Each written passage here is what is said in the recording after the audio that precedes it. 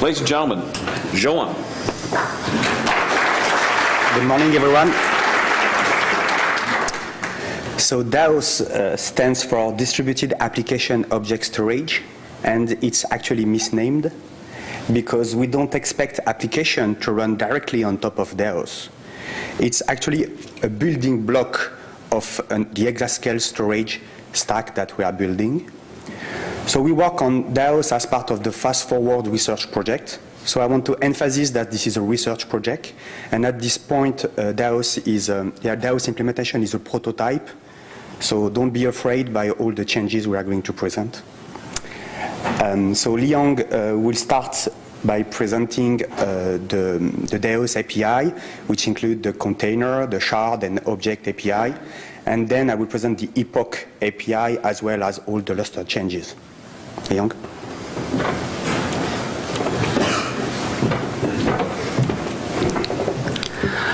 So DAOS, as Johann said, is a part of the DOE Fast Forward IO project, and we hope it can be the evolution of Lustre for exascale computing. And briefly, DAOS is a scalable, transactional, global shared distributed object storage system, or fancy words together. And it requires to change many Lustre components to provide a whole set of new IO system calls. These APIs should be totally asynchronous and to provide high concurrency, and they can support transaction and can support collective operations. So before diving into APIs, we should introduce a few concepts here. DAOS container. DAOS container is an object or address space which is partitioned over many storage targets. Each partition is, which partition we call the container shard, is actually a virtual storage target. And externally, a container is a new file type in POSIX address space, and user can see only one entity for a container in POSIX namespace. But internally, a container can contain tens or hundreds of shards, and each shard can contain millions or billions of DAOS objects. So container and object inside container is really the place that application can store its data and metadata. And in the current phase, container is the entity that user can start transaction for. This graph shows that how we are going to implement container in Lustre. Actually, it's quite like the way how we implement a regular file. The inode MDT is the place that we store the layout information of a container. And the difference with a regular file is for a regular file, the layout is really where we store data objects, and for a DAOS container, the layout is about where container shards lives in. And each shard is kind of sub-volume that can contain any number of DAOS objects. These are major APIs we provide for container operations. The first is DAOS container open. User can provide a path in POSIX namespace, and then this function will open or open create a container. This function will, on completion of this function, it will return a handle. The handle is just like a file descriptor. User will use this handle for following I/O requests, and also user needs to provide a access mode, which is quite like the access permission of POSIX. And also user can indicate it's a collective or open. I will introduce this in the next page. Container close. It's straightforward. It just release the open handle returned by container open, and the container unlink it's just like POSIX unlink. It will destroy container and destroy all shards inside the container. Container query will return the major attributes of container. For example, how many shards inside this container, or which shards are disabled, and what's the latest epoch number of this container. Epoch here means for writer, epoch is a transaction ID. For reader, epoch is a snapshot ID. Johann will introduce this later. And this graph shows how collective open works. First, when a user do container open, he needs to indicate that he wants to share this open handle with many other processes. After the completion of the open operation, he calls another function, DAOS local to global on the returned open handle of the container, and this function will convert the local handle to a global handle. What's inside this global handle is really our layout information of this container and capacities to enforce securities. The process did open will send this global handle to peer processes by any communication library, for example, by MPI. After other processes got this global handle, he can call another function, DAOS global to local. It will convert the global information into a local handle. Then they can start to use this local handle for I/O operations. All processes share this open handle share a collective open can have the same access permission to the container, and if the master opener, I mean the process did the real open, close the open handle, the capacities will be revoked. These are shard operations. All shard operations will require a container open handle as input parameters. The first one, shard add. It requires user to provide placement information of a storage target. For example, in which rack, which node was the target ID, and this function will create a new shard inside that storage target and add it to the container, and it will return a logic ID. I mean, it's just an integer and it should be unique inside the container. Shard disable, it will disable any number of shards. Any number of shards in a container. User just need to provide array of shards IDs. And oh, by the way, the first function, shard add, it can also take array of placement information of storage target, so he can add many shards in one call. And list object will list all objects inside a shard. And query will return the information of storage target and the space information and the number of object and for example, health status of storage target. DAOS object lives inside the container shard, and it can be identified by object ID. Object ID, high bits of object ID can address a single shard inside a container, and low bits of object ID can address a single object inside a shard. A DAOS object is really a byte array, and the user can read, write, overwrite arbitrary number of bytes from any offsite, and we always assume that all objects exist, which means in the backend file system, the object is created on the first write, and it will be removed and recycle all space on the object punch from 0 to infinity. And if user is reading from an empty object or from a non-existent extent of object, or it just get all zeros. Also, DAOS will not maintain any metadata information for object, which means we can avoid overhead if user does not really require it. So it's operator's responsibility to maintain metadata information. For example, they can just store the metadata information in reserved bytes of object, or they can store metadata information in an index object, which is just an object with famous shard ID and a famous object ID, for example, 00.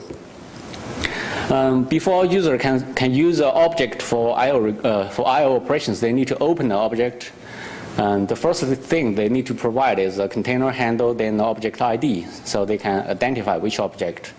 And also, user can hint the I/O pattern, so DAOS knows how to catch, how this object is going to be locally cached. All these object read and write, they are quite straightforward. They just the way user can submit the I/O request, and the user also need to provide a transaction ID, I mean epoch. And all these operations are asynchronous, so the completion of these operations are are notified by event, and the user can get this event by polling on event queue. Event queue is another component of DAOS. Really, this is the time I can take for this, and Johann will take over complex things. So I'm sorry, it seems that the top of the slide is truncated, so I don't know whether I can just present it like this, maybe cleaner. So the Epoch API, so an epoch number is really a transaction identifier which has to be passed through every single DAOS IO operation. So the actual number is decided by the DAOS user, the application, the middleware. However, there are rules. You can only read from the past, so from already committed epoch, and you can only write into the future to uncommitted epoch. The scope of an epoch is currently limited to a container. It means that a transaction runs on all the shards of the container, which are transactionally updated on commit. However, in the future, we might want the epoch scope to be more flexible and to allow an epoch scope to span multiple containers and maybe even to span multiple subset of containers. So write can be submitted to any epoch into the future, any epoch which are not yet committed, and they are effectively logged on the OST into what we call an intent log. So we log the operation and the data into the intent log. But then it's still committed in order. So there is an explicit call from the DAOS user, which is called DAOS epoch commit. So you specify an epoch that you want to commit, and it's actually cumulative. You will commit all epoch up to the epoch passed to the DAOS epoch commit call.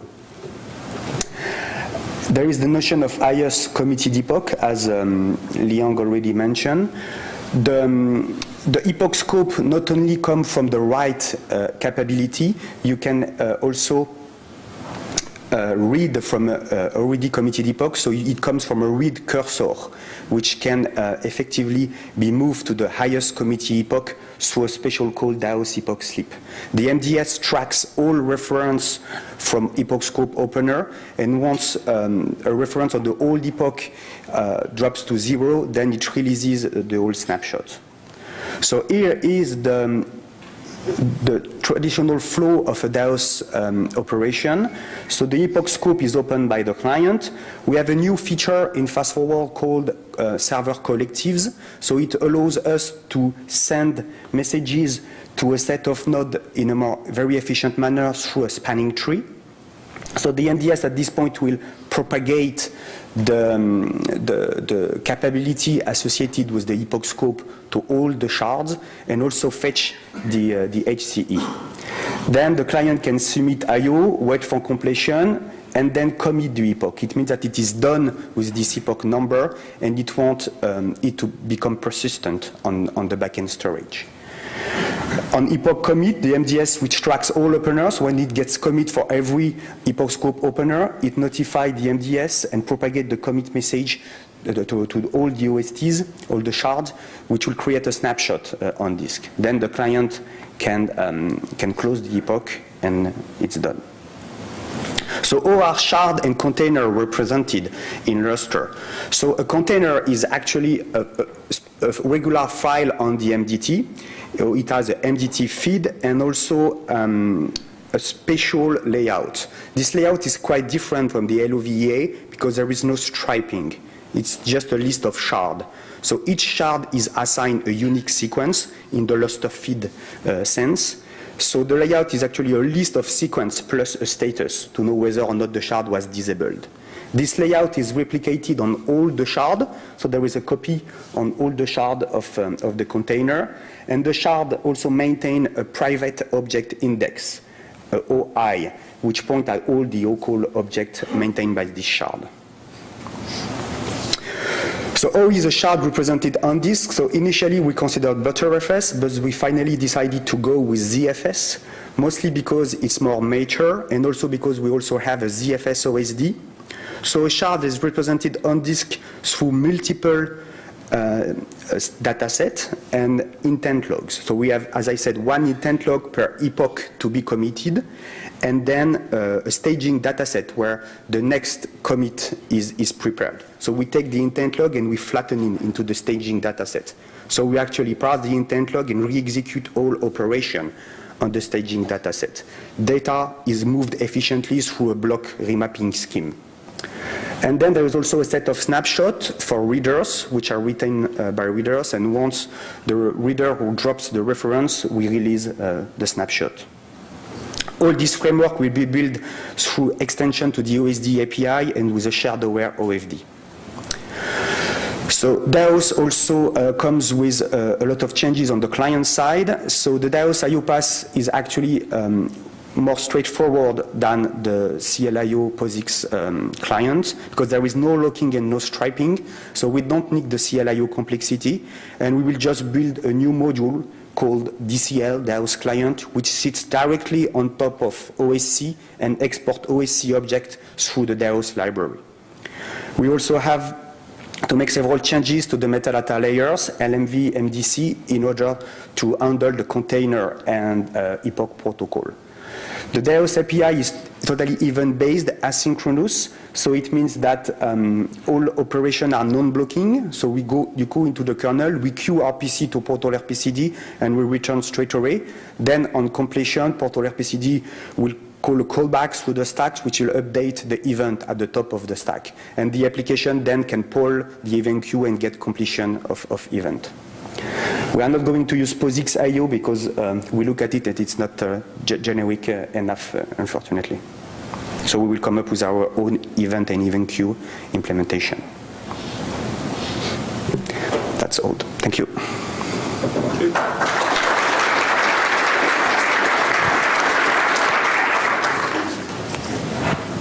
Questions?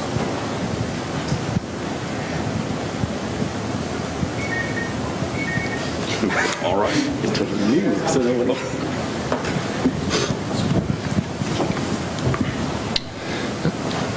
Hi, is it possible to, do you support an object append operation?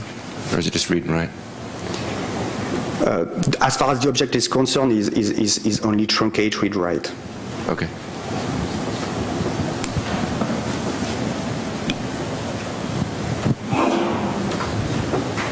Bunch, actually. Bunch. Are shards, can you break up shards and make them multiply themselves, each one? Say if you have one shard, can you make it into 4 shards? Can you splinter it? No, you will actually create a new shard. This is the scheme. You cannot subdivide a shard into an additional shard. It's a data set in the ZFS way or ButterFS way, so it cannot be subdivided. So you guys were making these changes to Lustre in order to support the new code. How much of this is of general use to all of Lustre, not necessarily specific to the Fast Forward project?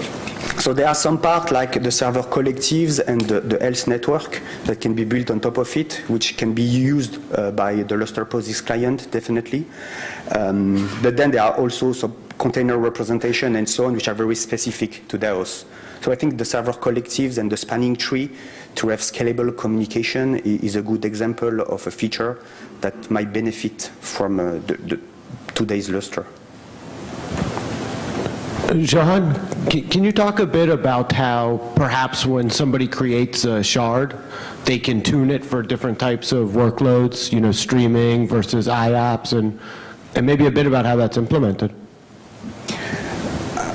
Yes, so there is through the DAOS API, we export a lot of information about the target, so the type typically, so it's whether it's a rotating disk, it's SSD, and so on. So there is a whole set of information which is exported to the DAOS user. And based on that, the DAOS user can can make more efficient placement and allocation based on the feature that are exported through the storage tree topology. So we also provide the mapping between node, site, rack, and so on, which is exported to the application to handle a more efficient placement. And then when you open the object, you can also specify the type of operation you are going to make, whether it will be sequential I/O, streaming I/O, random I/O, and so on. And based on that, Lustre will have a different approach with regard to your RPC. So for instance, for random read, we will definitely not perform any read ahead. For streaming I/O, we will do aggressive read ahead. So we have a lot of logic inside the code where the application can actually claim how it is going to use the object, and Lustre will adapt based on this. And Eric's talk will be more about high availability. Yes, I think so. John, did you correctly understand this DAOs don't have a LDLM logs to protect? Exactly. So it is will be lockless IO only. Yeah, it's real lockless I/O, Without unlike any cache today's lockless I/O. coherency and other protections for caches on clients. So actually, it's the cache becomes epoch aware. So your cache is now tagged with an epoch number. So you can only cache anything from a given epoch because this is committed data. And now the issue is how you move your cache from one epoch number to the new one to find out exactly what was changed into your cache. But if one client read some data already from past time epoch, but you cannot modify the client, past. Will be right and create a new epoch. So how client cache will be invalidated and flushed? So when the client, so it's always safe to cache data for a given epoch, right? So because the past cannot change. And then for future epoch, when the reader moves his read cursor to a new epoch, it will revalidate the cache on a per object basis. So we will throw away the whole cache for the object or just keep everything if the object was not modified at all. And then we're also considering some sort of, in the future, obviously, deduplication implementation, which will allow us to share pages between different representation of the cache on a per epoch number. I ask about difference. So some network commits coordinator should be notified a client about new epoch on such object created or not. So if you have a reading and past epoch, but new epoch created, you should be have something to notify client new epoch for this object is exist. Correct? I'm not sure to understand the question, sorry. Well, client read some data in past epoch, but different client write new data and create a new epoch. So there is only one writer. It is create a distributed transaction, and this transaction manager should be notified first client to flush and invalidate one. So there is just one write, the container can be opened for write just once. There cannot be multiple writers. Multiple writers have to be in the context of the same application. So we don't have such a problem, I think. Sorry, we've got